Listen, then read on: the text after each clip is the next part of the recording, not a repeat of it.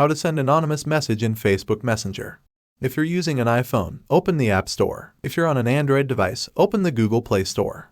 Once you're in the store, you'll see a search bar at the top. Tap on it and type Messenger into the search bar.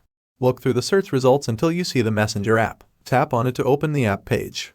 Sometimes, apps need to be updated to work properly. If you see an option to update Messenger, go ahead and do it. It ensures you have the latest version with all the features.